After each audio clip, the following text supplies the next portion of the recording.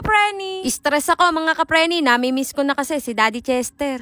Kaya naman ito, aalis muna kami ni Ruichi at magpapahangin lang. Dapat ako lang mag-isa ang aalis, laging nakapakat sa akin, kaya ayan, sinama ko na lang. Gustong-gusto niya yan, yung gumagala siya tapos nalulunod sa hangin.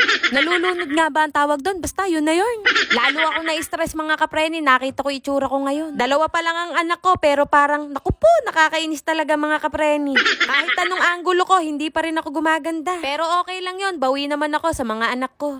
Si Kuya Ken, hindi ko na sinama at baka mayugyug pa at bagong opera pa naman. Bibili nga lang pala kami ng lutong ulam kaya umalis kami ngayon. Paminsan-minsan talaga kapreni, ang ulam namin ay lutong ulam. Sa araw-araw kasi mga kapreni, ang pinoproblema namin ay ulam. Hindi namin alam kung bakit.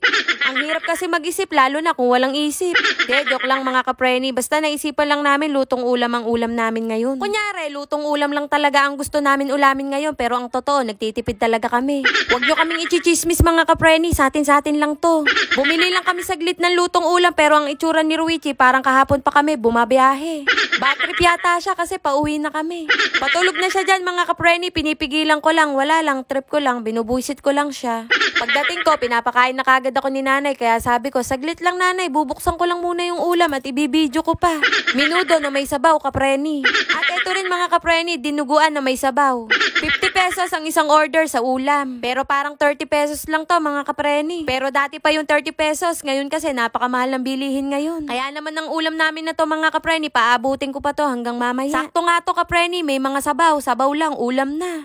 Tinitingi-tingi ko ang mga gulay mga kapreni, hindi kasi kumakain si Kuya Ken ng gulay. Nakalimutan ko kayong ayain mga kapreni, tara kain tayo. Balang araw mga kapreni, hindi na lutong ulam ang kakainin ko. Dahil ako na ang magtitinda ng lutong ulam. Lahat ng ititinda ko merong sabaw, para sabaw lang, ulam na. Hindi ako nabusog mga kapreni, nang lagay na yon, promise. Kaya kakain na lang ako ng mangga para mabusog talaga ako. Kapag ka may mangga, dapat may ginisang bagoong. Sakto, meron ako nakitang bagoong dito, kaya lang hindi ko alam kung kanino. Sa kapitbahay yata namin to, nakilagay lang muna sa amin. Pagbalik niya, wala na siyang bagoong, lagayan na lang. Kapag hinanap niya, sasabihin ko, wag ka na kasi nakikilagay dito. Kapag nakilagay sa rep ng kapitbahay, ay sigurado, matik nang mawawala. Siyempre, joke lang yun kapreni, lahat ng tao dito may rep, kami lang wala. Yung andito kasi sa aming rep, laruan lang, lumalamig lang siya. Minuto lang kapreni, tumitigas na yung lagayan ng yelo. Tapos ang nanay ko, 4 na beses nagdidipros sa isang buwan. Ang konsumo sa kuryente, 1,000. Laruan na rep lang kapreni, pero napakalakas sa kuryente. Walang ibang laman yung rep namin, kundi tubig lang. Hindi pa gagawa ng yelo nanay ko, hindi pa magiging 2 ang laman.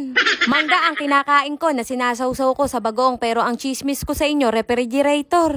Walang connect, chinismis ko lang. Sa dami kong chinika mga kapreni, wala muna pala tayong pa-shoutout. Maraming salamat sa nanood. Bye mga kapreni!